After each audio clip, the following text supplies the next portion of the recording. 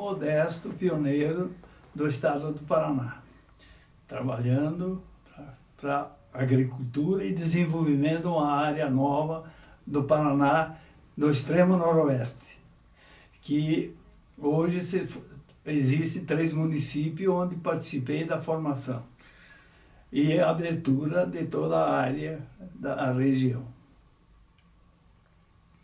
Eu sou Dionéia Frois Dresch, professora e advogada. Como professora, eu fui convidada para ir trabalhar em Nova Londrina, na época uma região iniciando a sua colonização, e eu era professora no ginásio, onde tínhamos apenas 37 alunos. Exerci a minha profissão de professora durante 10 anos no mesmo ginásio. Após esse período, meu marido faleceu, aí eu fui obrigada a abandonar o magistério e passar a ser colona, agricultora, pecuarista e mãe de 2 filhos que ficaram muito pequenos ainda quando o pai faleceu.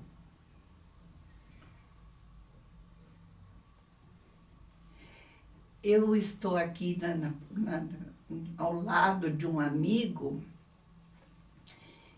que hoje representa talvez a última pessoa com condições para contar a vocês como foi que deu-se a colonização do noroeste do Paraná, a região de Nova Londrina e a região de Marilena, São Pedro do Paraná e Porto Rico.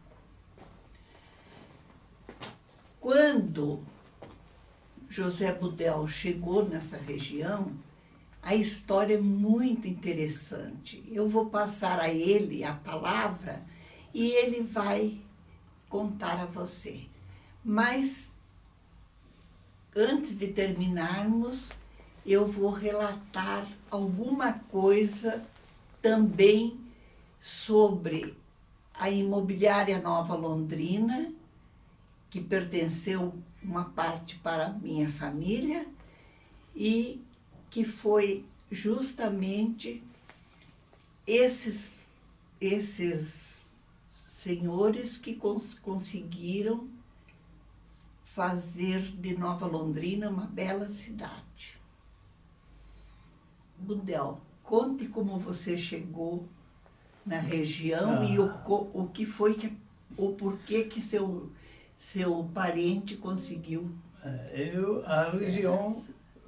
Na região, a exploração do extremo noroeste aconteceu pela Revolução de 30. Meu tio, que era José Volpato, apoiou a campanha de Getúlio Vargas. O Getúlio Vargas assumiu o poder e ele foi contemplado com um emprego que lhe fornecia a alimentação na ilha de Fernando de Noronha. Ganhou dinheiro, Getúlio caiu, foi feitas as novas eleições em 45, ele apoiou o governador Moisés Lupion e com esse apoio ele conseguiu legalizar 34 mil alqueires na região do noroeste do estado do Paraná. Aí mediu na década de 48, fomos para lá, começamos a medir as terras, legalizá-las, e aí ele começou a vender essas áreas para a imobiliária Nova Londrina, vender uma parte, e outras pessoas que se habilitaram a comprar. Aí, nessas alturas, eu passei a funcionar num lugar chamado São Pedro, hoje município de São Pedro do Paraná, até 1946. Veio as eleições de em 45, eu fui candidato a vereador, me elegi, fui assumir, ajudei fui presidente da Câmara da Nova Londrina, dei posse ao primeiro prefeito, que era o Avenida Antônio Cola, e aí fomos tocando a vida, e eu voltei até 1964, vim para Assis Chateaubriand, onde fui para Palotina, e onde comecei a desenvolver a agricultura mecanizada, que hoje o Brasil está produzindo aí 90 milhões de toneladas de soja. Daí fui para Foz do Iguaçu, em 1979, ajudei a abrir o Paraguai. Hoje o Paraguai produz 7 milhões de toneladas de soja que passam por dentro do Brasil. É uma parte da minha história. Nova Londrina foi fundada pela Imobiliária Nova Londrina. Eram pessoas que residiam em Londrina.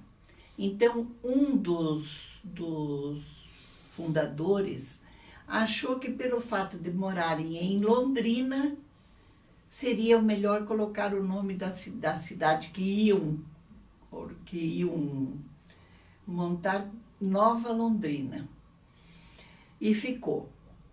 Nova Londrina foi fundada por Armando Valentim, que é Molera, Silvestre Dresch, que era meu sogro, Evaldir Bordim, Salim Zaidan e Lauro Bender. Leopoldo Lauro Bender, o nome completo. E tiveram muita sorte, porque eles mandaram fazer o mapa inicial da cidade e ela ficou o centro urbano. Em torno do centro urbano, eles mandaram fazer chácaras e sítios pequenos. Então, conseguiram fazer uma ligação entre os moradores urbanos e os moradores que eram agricultores, pequenos agricultores. Então havia essa ligação. Com isso, a cidade cresceu muito. Cresceu e tornou-se uma cidade compacta e muito bem planejada. Passado um tempo, a nossa agricultura lá era simplesmente café. Mas em 1955, o Budel ainda presenciou, eu ainda não morava lá, presenciou a primeira geada que teve na região. Essa geada praticamente dizimou os cafezais, mas não desanimou o povo. O pessoal que chegou na primeira leva de imigrantes colonos eram a maioria do Rio Grande do Sul e de Santa Catarina. Do Rio Grande do Sul, porque os fundadores eram gaúchos. De Santa Catarina, porque eles também tinham residido em Santa Catarina.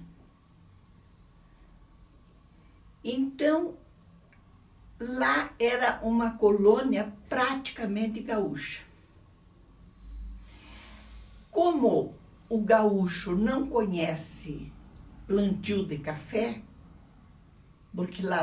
porque aqui no sul nós não podemos plantar, o clima não auxilia, então veio a colaboração maravilhosa dos paulistas, que eram vizinhos, porque nós estamos bem no cantinho do Paraná.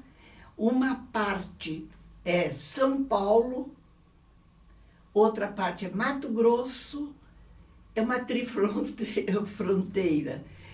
Então, São Paulo, Mato Grosso e Paraná. Os paulistas, com eles, vieram também os nordestinos, os grandes nordestinos. Foi a força que cresceu, foi a forma, a melhor forma possível para tornar aquela região agrícola, porque o nordestino ele tem um interesse muito grande pelo plantio, ele é despojado, ele vive quase sem alimentação, ele tem uma força extraordinária. Então, esses nordestinos é que conseguiram desbravar um sertão, que o Budel pode muito bem contar como era, que era intransponível. Nós encontramos, quando nós estávamos abrindo a nossa fazenda, nós mandamos medir uma madeira, uma peroba, que tinha sido cortada, que não existia motosserra. Os homens passavam dias serrando a mata. Nós conseguimos medir uma peroba que tinha 4,20 metros de diâmetro. Então, a floresta era, como eu já disse, intransponível. Quem tinha coragem para fazer esse serviço? Derrubar essa mata e transformar toda essa mata em lavoura, sem trator. Nós não tínhamos uma máquina sequer. Nem conhecíamos. Tínhamos apenas a força do homem. E essa força principal veio do nordestino que foi para lá. O Budel pode muito bem contar agora como foi que as primeiras famílias chegaram lá, como foi que nós vivíamos lá nessa época muito difícil. Conte, Budel. Era difícil, né? Era longe de recurso, 70 e poucos quilômetros, e vivíamos de ocupação muito pesada, dificuldade em tudo. Abrimos aquilo numa raça danada com o povo nordestino, como você acabou de dizer. Foi uma luta e conseguimos vencer. Veio as eleições, transformou-se num município bom. Foram melhorados os caminhos, as estradas, e ficamos... As estradas não, os picadões, porque os picadões, não era uma estrada. Os picadões. Onde normalmente nós atolávamos quando saíamos para Paranavaí. E a vida continuou, né? É isso que eu posso confirmar. Depois Nova Londrina teve também um sucesso muito grande, num sentido que as geadas de 55 e depois de 1963 foram muito fortes. A de 63 foi chamada a geada negra, como nós falamos. É uma geada após uma grande chuva. Então, as lavouras foram praticamente dizimadas. Ninguém ficou triste e nem perdeu a força. Partimos para a pecuária. Aí veio um problema. Quando entra o pé do boi, sai o pé do homem. Diminuiu muito a nossa população. Mas essa população que ficou Uns partiram para a pecuária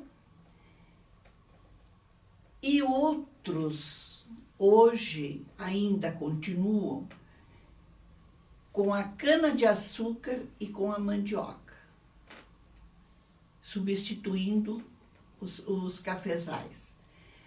A cana-de-açúcar é plantada e transformada em álcool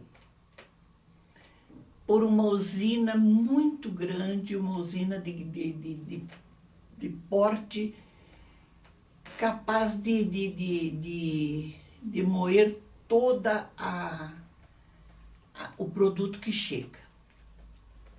E com a mandioca apareceram empresas que são fecularias, produzem uma quantidade muito grande de fécula, que elas são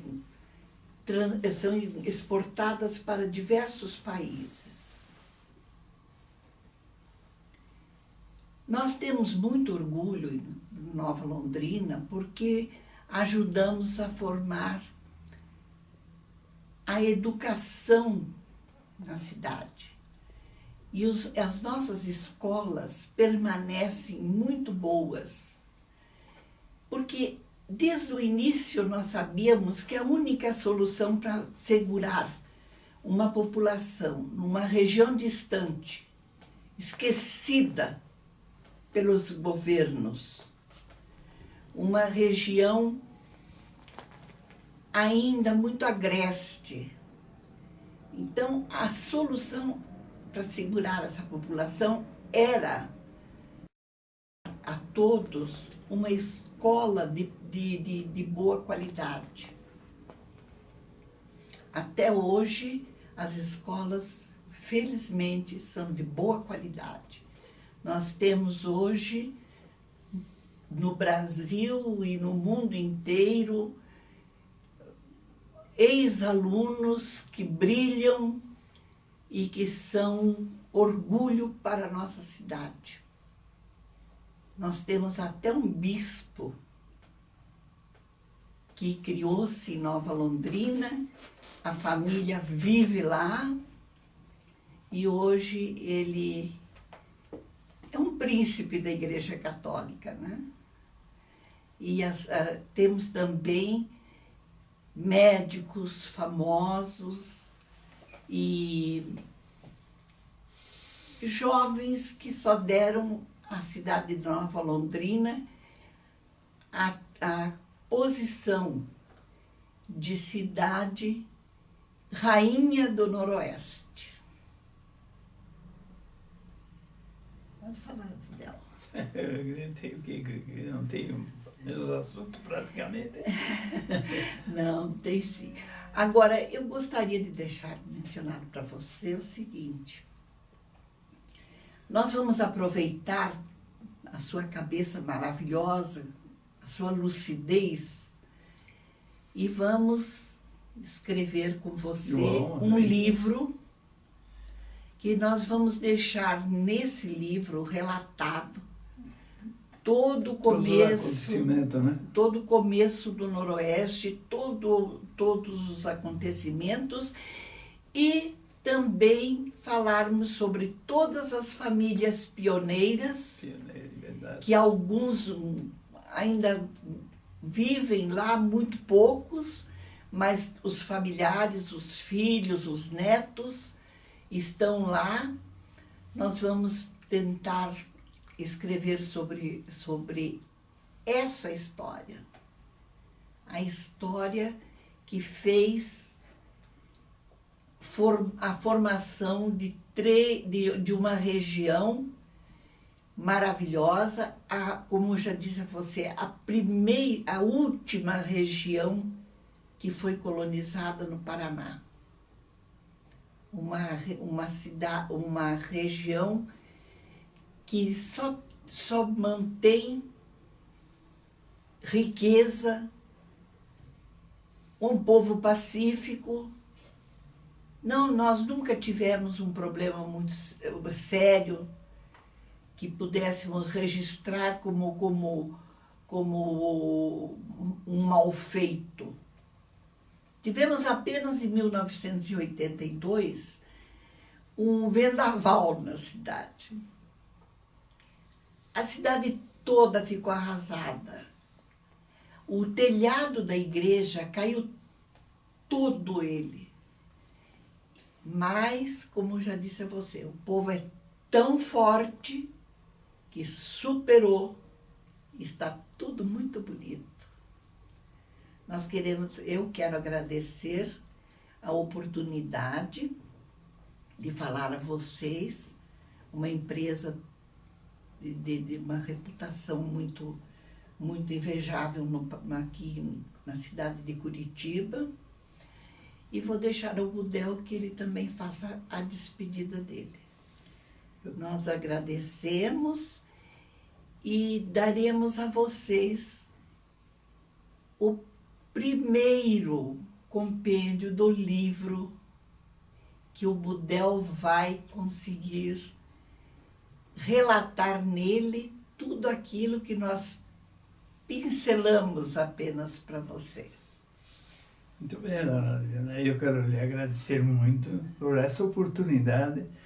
A companhia aqui que nos está gravando também agradeço muito humildemente e vamos tocar o barco para frente. Muito obrigado.